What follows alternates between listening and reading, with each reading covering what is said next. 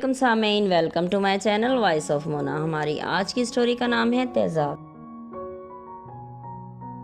اریبہ بہت زیادہ خوبصورت تھی۔ وہ 6 بہن بھائی تھے۔ اریبہ فیکٹری میں کام کرتی تھی، گھر کی ذمہ داری سنبھال رکھی تھی۔ وہ بہت محنتی تھی اور باوقار بھی۔ وہ خود کو اپنے گھر کا سہارا سمجھتی تھی۔ بہت لوگ آتے اس کی زندگی میں، مگر وہ صرف اور صرف اپنے گھر کو اہمیت دیتی۔ اس کی فیکٹری میں ایک ورکر تھا جو اسے بہت پسند کرتا تھا، اسے بہت پریشان بھی کرتا تھا۔ اریبہ نے بارہا اسے سمجھایا کہ مجھے آپ سے کوئی مطلب نہیں ہے، میرے سر پہ گھر کی ذمہ داری ہے، مگر وہ نہیں مانتا تھا۔ وہ اریبہ کو دھمکیاں دیتا، وہ ایک کان سے سنتی دوسرے سے نکال دیتی۔ پھر اس نے اریبہ کو کہا مجھ سے شادی کر لو۔ اریبہ نے کہا میرا باپ نہیں ہے، میرے بہن بھائی چھوٹے ہیں، میں ان کو کسی کے آسرے پر نہیں چھوڑ سکتی۔ وہ مسلسل انکار کر رہی تھی اور وہ بھی ضدی تھا۔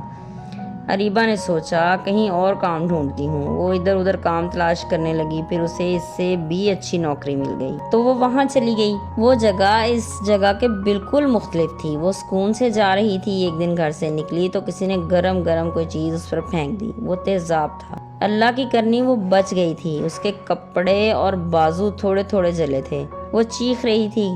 فیکٹری ورکر پکڑا گیا تھا، لوگوں نے اسے بھاگنے ہی نہیں دیا تھا۔ اریبہ کو ہسپتال لے گئے، اس کی ماں رو رہی تھی۔ وہ تھانے گئی اور اس ورکر سے ملی۔ اس نے کہا تمہیں احساس نہیں ہوا، مجھے اور میرے باقی بچوں کو پال رہی ہے وہ، اللہ نے اسے بچا لیا ہے مگر تم نہیں بچو گے۔ شرمندہ ہو رہا تھا مگر اب وہ وقت ہی گزر چکا تھا۔ اریبہ گھر آ گئی تھی، وہ ٹھیک تھی، اللہ نے اسے بچا لیا تھا۔